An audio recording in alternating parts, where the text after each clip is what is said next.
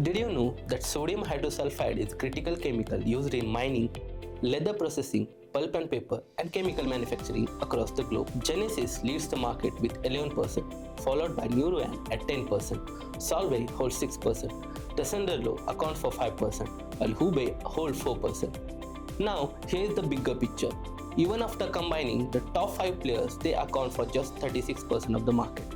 The remaining 64% is shared by several regional manufacturers and specialty chemical producers, making the sodium hydrosulfide market moderately fragmented and highly competitive rather than being dominated by few major companies.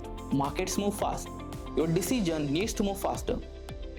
The 360i research platform brings analyst-authored research and AI-powered discovery together in one place. Ask targeted market questions, track competitors, explore industry shifts, and uncover timely insights that help your team move from data to confident action.